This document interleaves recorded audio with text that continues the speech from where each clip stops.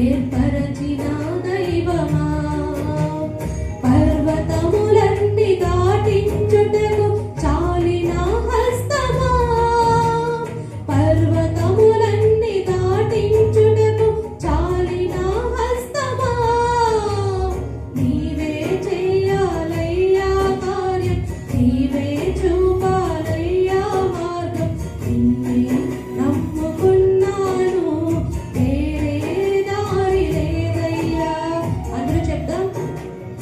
అయ్యా కార్యం నీవే చూపాలయ్యా మార్గం, నిన్నే నమ్ముకున్నాను వేరే దారి లేదయ్యా. ఆనుకొనుట నేర్పయ్యా, ఆదుకునే యేసయ్యా, ఈ అరణ్య యాత్రలో తండ్రివైన నీపైన. అందరూ లేచి నిలబడదాం. అందరూ లేచి దేవుణ్ణి ఆరాధించుకుందాం. మన గుండె ధైర్యం ఆయనే, గోతులో నుండి మనం లేవనెత్తే దేవుడై ఉన్నాడు. కళ్ళు మూసుకుని దేవుని నామాన్ని స్తుతిద్దాం. అందరూ చప్పట్లు కొడుతూ, నీవే చేయాలయ్యా కార్యం, నీవే చూపాలి మాకు మార్గం అని ప్రార్థన చేద్దాం. మనం ఆయనని మాత్రమే నమ్ముకుని ఉన్నాం. మనకు దారి చూపించే దేవుడై ఉన్నాడు.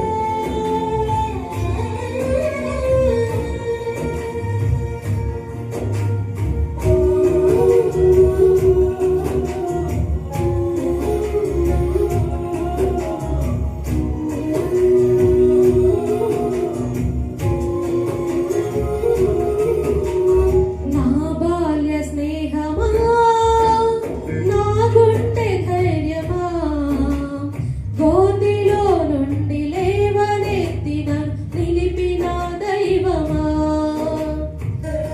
మన స్నేహం ఆయనే.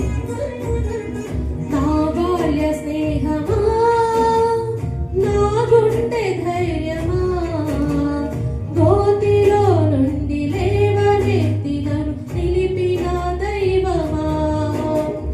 నా క్షేమ క్షేత్రమా, నా హృదయ గీతమా, నా క్షేమ క్షేత్రమా, నా హృదయ గీతమా.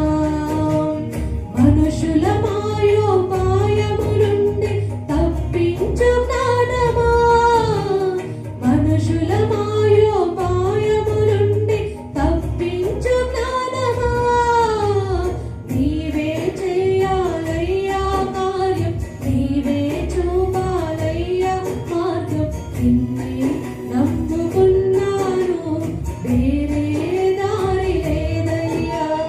నీవే చేయాలయ్యా కార్యం, నీవే చూపాలయ్యా మార్గం, నిన్నే నమ్ముకున్నాను వేరే దారి లేదయ్యా.